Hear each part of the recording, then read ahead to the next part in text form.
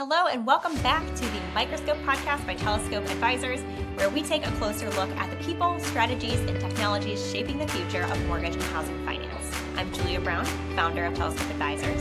At Telescope, we spend a lot of time helping lenders and operators navigate moments of change, whether that's an operational transformation or the next wave of technology reshaping how our industry works. Right now, one of the biggest shifts happening across every corner of our business, from sales to operations to marketing, is AI. For loan officers and lenders, AI is both incredibly exciting and can be a little intimidating.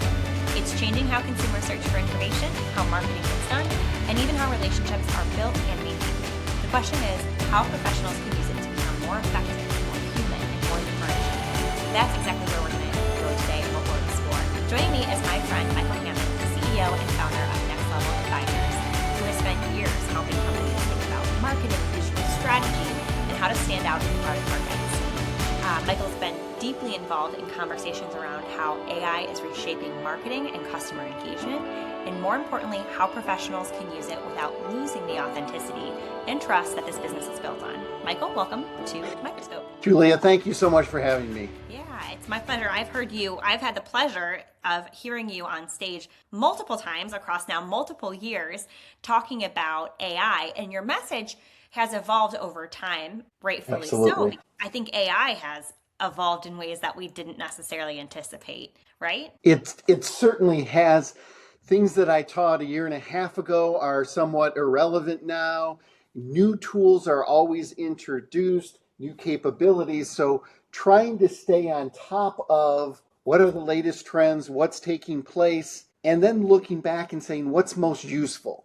Can't just have shiny object syndrome and chase everything in AI or you'll never get anything done. So it's continuing to evolve, but it is also a very exciting time for those that lean in and embrace it. Well, and one of the things that I'm looking forward to, I had the opportunity to hear you speak in February. Now it's March, and I'll have the opportunity to hear you speak next week at ICE's Experience conference in Las Vegas. So I'm very excited for that. And I know that there's a lot of noise right now around AI. From your perspective, what are the real practical ways that AI is already changing this space for our lenders and loan officers? Like what parts of the conversation are mostly hype, but then on the flip side of the coin, what's real? So I think one of the biggest challenges when you talk about AI is everyone you talk to is at a different stage of that growth maturity in AI. Probably one of the best analogies I can give is autonomous cars and using different autonomous features in your car. More and more people are receptive to having it help you self-park. Okay, people have kind of bought into that. They're letting go of control. They're letting go of control maybe on the expressway and letting some cruise control. But you can go all the way to, we'll be in Vegas next week and you can jump in a fully autonomous cab that has no driver, nobody up front. And there's a lot of people that are saying there's no way in hell I'd get in that car. Yeah. Right?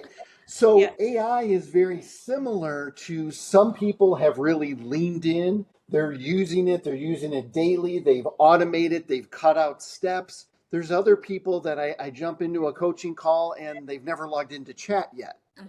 So one of the biggest challenges when we talk about AI is kind of expectation setting of where are people on that growth journey? And then more importantly, what are steps they can take to move along their journey? They're not going to be the same. Someone who has just used chat for the last month is not going to be doing agentic AI and doing full automated underwriting. Not there yet. So we have to first understand where people are at on this growth curve and then try to educate them and move them along for where they're at versus here's where AI is, it's going to solve everything. And then I'm more than happy to jump into, specific examples of where we're seeing it have an impact in lending. Yeah. I really quickly am going to make this personal. I have a Tesla and I love FSD, like full self-drive mode all day.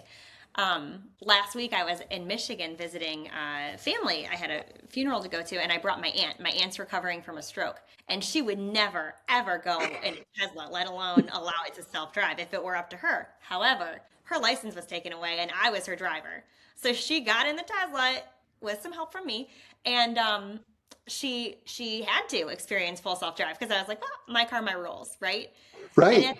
at the end of the day, she was like, I never in a million years thought I would feel this safe during the ride. And so the reason I bring that up is because I wonder if it's similar with the different lenders and individuals that you coach and work with, where some of them maybe are more progressed in their journey with AI and they have the control or the decision making authority to force the others to progress more quickly in their journey as well.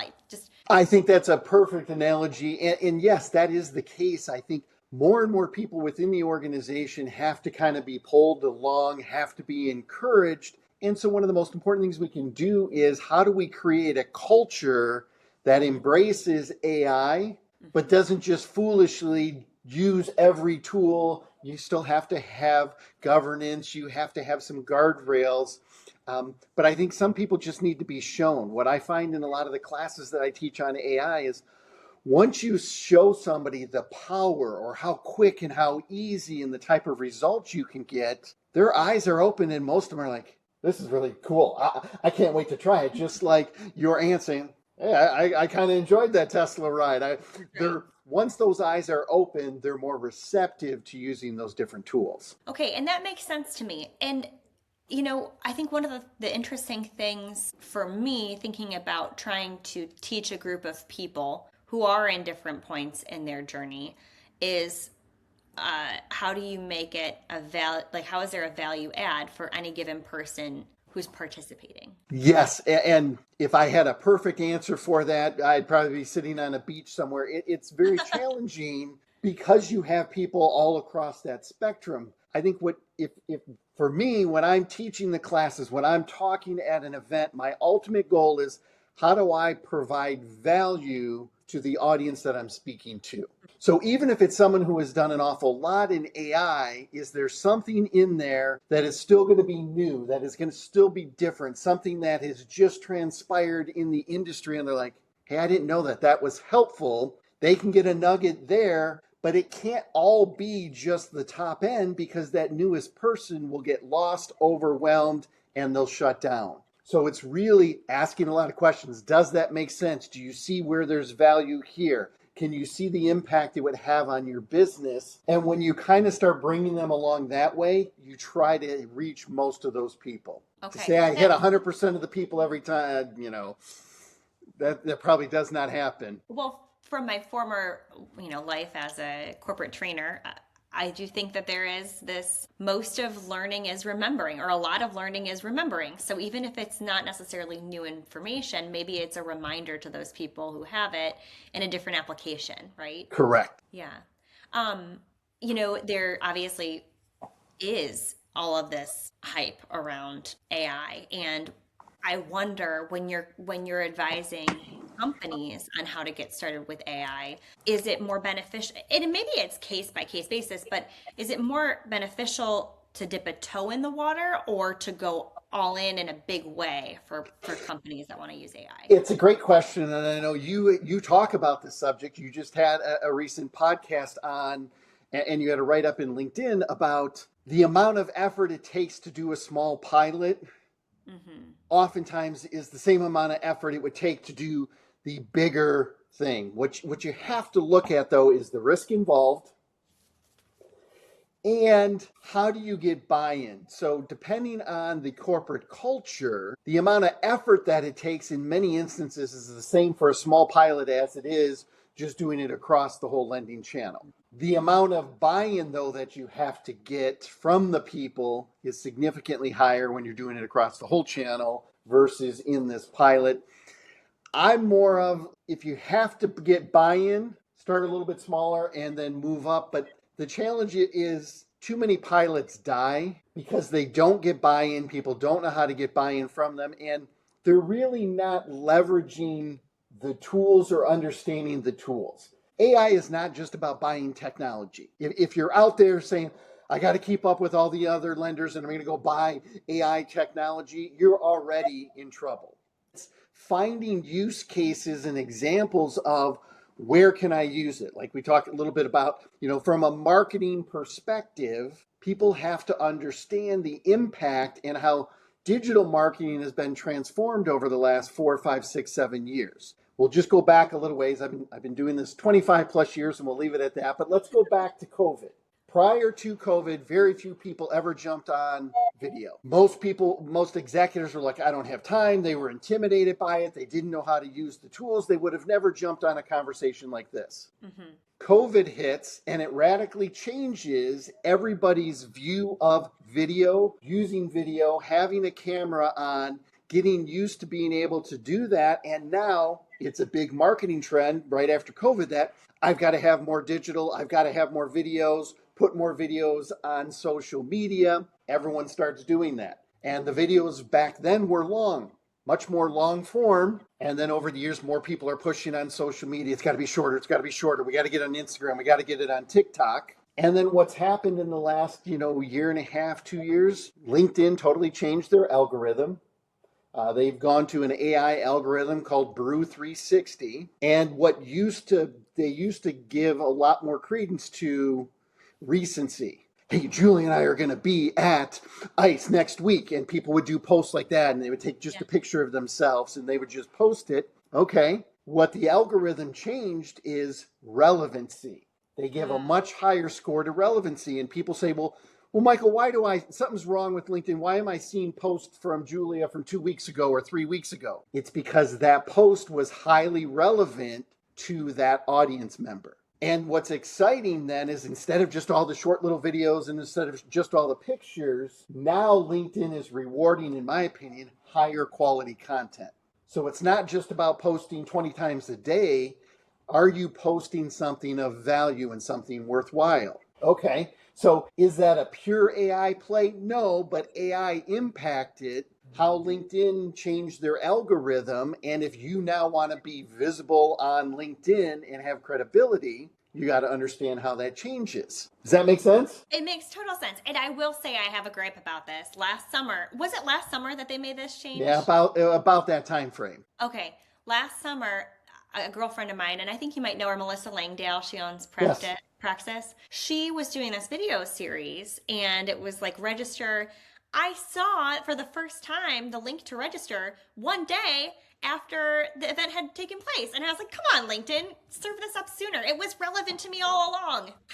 Yes. And so part of that challenge is that's where like tagging people, or you shouldn't tag a bunch of people. Well, if you have something that's timely like that, we have a webinar next week, we have this conference, you've got to play with some of that. But if you have good content, it now lasts significantly longer and is more valuable on LinkedIn. And that's one example from a marketing perspective of AI, but AI now has transformed, and there's good and bad.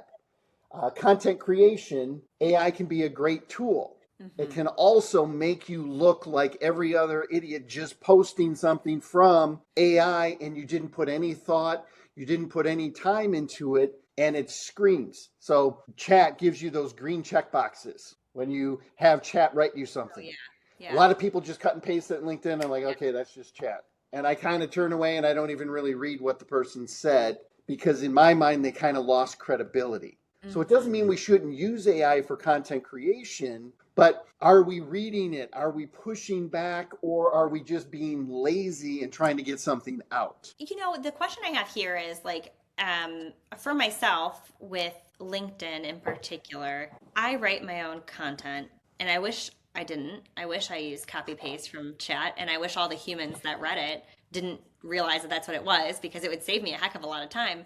But I write my own content, and sometimes there's typos or I misspell a word and I just have to live with it and it's fine. But I do think that I get more comments back on my posts because I am a person posting. I hate when I see comments in LinkedIn that I know are automated, AI-based, or regurgitation of a line in something that I said. So I wonder, because mortgage has always been such a relationship-driven business, correct, whether it's B2B or B2C. So how do you see AI helping mortgage professionals? So I think the key with AI, especially let's use your LinkedIn example, I don't think they're mutually exclusive. Either you solely write it yourself or you use AI and that's it. What I would suggest, and I'm a big proponent of, is a combination of both. Okay. Meaning, so let's say I want to create a description for this podcast. I can grab the transcript. It was your verbiage and it was my words, my verbiage, right? So it's not like I'm just having Chat or Perplexity create some junk. Yep. I'm grabbing that transcript and I say, create a description that is thought-provoking, sparks curiosity, and is heartfelt from Julia or from Michael. And now what would have taken me maybe a half hour, an hour to write and get all of that done, I now have a first version in less than 5 minutes. It came directly from our conversation, so it's not made up material. And then I think the other thing that most people don't do with AI when creating content is they have not learned to ever push back to AI. What do you mean by that? So one of the best, most people, they put in a prompt, they get the answer, and that's it, they're done. Stop. As soon as you get that first answer, push back. There's a great prompt, act as my ruthless mentor. Tell me if this post is junk. If it is junk, tell me what I need to do to correct it. Once you start pushing back a little, you find out content is much stronger. It sounds much more like Julia. It sounds much more like Michael. And to me, that's a great hybrid because I've used AI, but I've used my actual thoughts, my verbiage, and it's much more powerful and I've saved time. So that's kind of how I would use, with LinkedIn. And then we haven't even talked about, what else is it changing from a marketing perspective? Let's go back to the COVID days and, if somebody called you on the phone, you were just happy your phone rang and you wanted to talk to someone, you couldn't get out of your house. Question I have for you now is how many times do you pick up your cell phone and actually answer it if it's a number you don't know? I don't, ever. Ever. So cold calling is really hard to do anymore. Email. How many times do you open up an email, especially if it's got links or it's got something else from somebody you've never met? Wait, let me say that out loud because I just whispered it. I don't. So what that does is it makes it a much more difficult job for marketing departments to say, how do I get in front of Julie if I have something of value? Because she's probably not, if it's a cold call, she's not answering it. If it's a cold email, not opening it. And so that where LinkedIn and Brew 365 becomes very critical. And then the other area that people I still don't think are talking enough about is AI visibility and search visibility. Google search lost 25% of all website searches. It was down last year by 25%, and it's going to be down, projected to be another 25% in 2026. So in 2 years, Google search has dropped by 50%. So what is that? In 2 years, Google search has dropped by 50%. Correct. Or we have by the end of this year. Yes. So what does that mean for a marketer? What does that mean for a company executive? You own Telescope Advisors and you're like, man, I'm trying to drive people to my website. I spent all this money on my website and now I'm becoming invisible. And what has happened is instead of people Googling, what do? They ask Chat, they ask Perplexity, they ask Gemini, they ask Claude. And unlike Google that would give you like a top 10, and did you make the first page, and they give you all kinds of links you would click, most of the time now when you get an answer from AI, you grab it and go. And so if you're not showing up in that AI search, if you're not being cited, you could have the greatest website, you could have the coolest content, you could have awesome videos, and nobody is seeing them. So okay, let's take Telescope for instance. I'm building a website for Telescope right now. I'm hiring next level advisors to help make sure, there's nobody I trust more, to help make sure that I am visible across the different LLMs. And so how do I not have it look like verbal diarrhea on my website, all of these like point blank question and answers because I wanted to show up in chat? Right. So it leads us to AEO, answer engine optimization, and GEO, generative engine optimization. And one of the first things we have to do is we have to understand who we're actually writing for. And everyone thinks it's their audience first. If you're a lender, it's to the borrower. If you're a tech provider in the space, it's to the lender or the credit union or the bank. And unfortunately, the game has changed, and the first person who has to be able to clearly understand what it is you offer is AI. So how you structure your content, typically an answer first, couple bullets, how you create that content is now critical. And it's somewhat counterintuitive to how we would write. If you were writing for a magazine, most of the time you wouldn't start with answering a question. That's right. You would have an intro and it'd be 2, 3, 4 paragraphs, and you would do this. And AI doesn't find it. Mm-hmm. So we have to understand that the first person we're really writing to, our first audience, is the AI engines, the LLMs, so that they pull up Julia and say, I'm thinking of doing M&A in mortgage, and who should I go to? And your name needs to be front and center. So it's a balance of, to your point, if I write everything that is completely GEO structured and AEO structured, none of my audience is going to want to read it. So then what I would suggest is you use AI to find out, instead of guessing, what is your audience actually asking these LLMs? So if you really want to start developing content that people are searching for, so if I am in the mortgage space and I'm looking to do M&A, I would go into search, right? They're searching, borrowers are searching, lenders are searching, banks are searching. So what I would suggest to you, Julie, is go in and say, okay, what are lenders, banks, credit unions who are looking and considering M&A activity in 2026? What questions are they asking the AI search engines? And name it. What are they asking Perplexity? What are they asking Chat? What are they asking Gemini and Claude? And you'll get a big list, 10, 20, 30, 40, 50 questions. So it's not me guessing, hey, I have a pulse. I've been doing this 25 years. I kind of know what people are asking. No, let me just go in, and now AI will pull up all of the questions that people are asking. You now start creating content that answers those. And for one, it's meaningful to your audience because those are the damn questions they asked.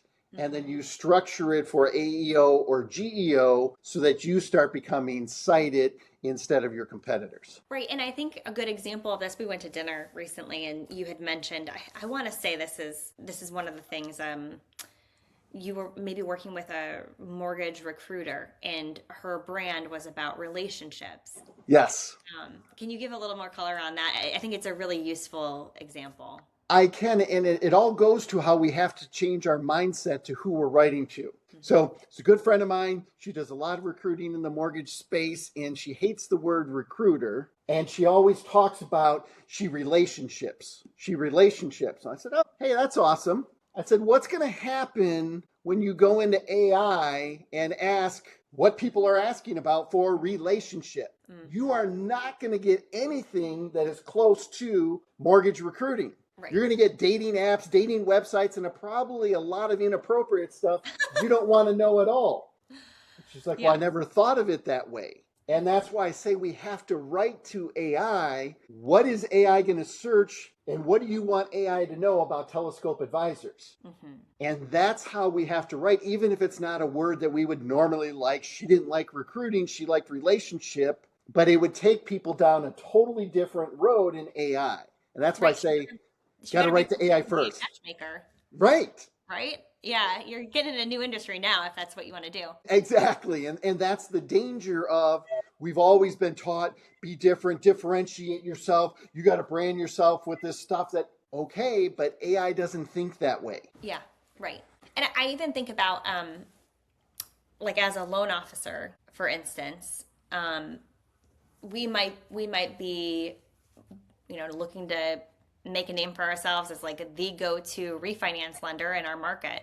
And we might assume that the question we need to answer is, my customer is going to want to ask, like, who should I go to refinance? But it might actually be the question we need to answer is something totally different. Like, how do I make my lifestyle more affordable or something? Correct. A good example of that, I had a student who emailed me this week and she was all excited because she's now being cited as the go-to mortgage loan officer for physician loans in Atlanta.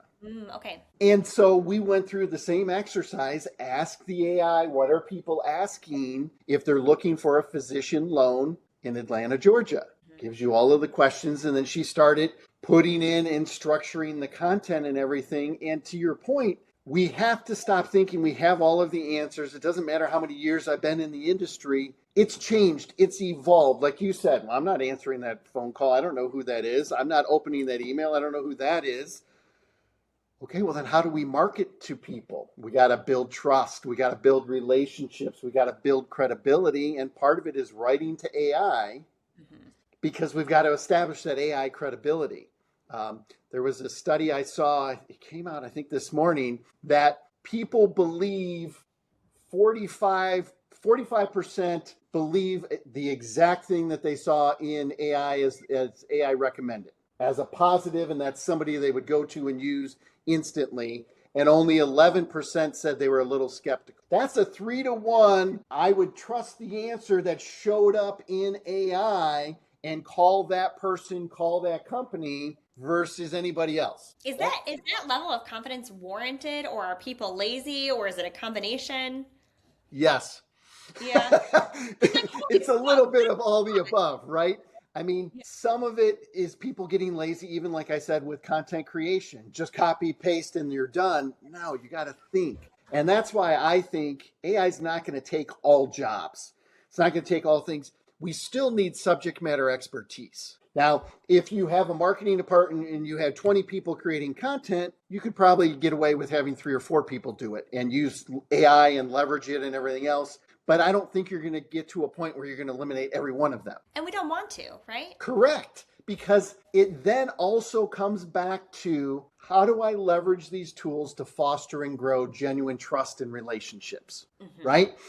You and I first met digitally, right? On LinkedIn. And then we met in person and somebody else introduced us. And then trust was built through each and every one of those interactions. And I got to hear you speak last year at a conference, and I loved your session. And so our friendship and our trust level continued to grow. Could we use digital to kick that off? And is it enhanced because I can text you, you can text me, you can DM me, we'll answer each other. But there's nothing like seeing the person in person, giving them a big hug, finding out how their family is. And so that's what I don't think we can ever replace or want to replace. But if I can leverage AI to enhance all of that, there's some real power there. Totally. And even just throughout this conversation, you've shifted my mindset from like, oh, no AI on my LinkedIn because it will look phony or it will get passed by, to no, there is value in this being an and, not an either or. Correct. And I do think one of the things that you said early on is the advice you give now is different than a year ago or a year and a half ago. I don't know what the cycle time is for advice to be relevant when it comes to AI anymore. It is changing all the time. So one of the other tools that people can use from AI is to show up locally, especially as a loan officer. How do I win Jacksonville market or Canton, Michigan, or wherever it may be, or Columbus, Ohio? You need to have a Google business profile. And then there's 2 ways to set it up. Do you set it up as a company or as a practitioner? And your service area is different. Well, I was teaching a month and a half ago, and historically in your Google business profile, you had a Q&A section. And so as a loan officer, I could feed that Q&A section with the question and the answer. Okay, I could use AI to do that. And well, Google is now phasing that out. So the people that had a Google business profile, my training was dead on. The new people that are like, hey, that's a great idea, Michael, I need to create a Google business profile. They went in and Google replaced the Q&A with what's called Ask Maps now. Maps. It's called Ask Maps, and it all is where your location is, to where your expertise is. And it's now leveraging AI to answer these questions on the fly instead of you feeding them all in there.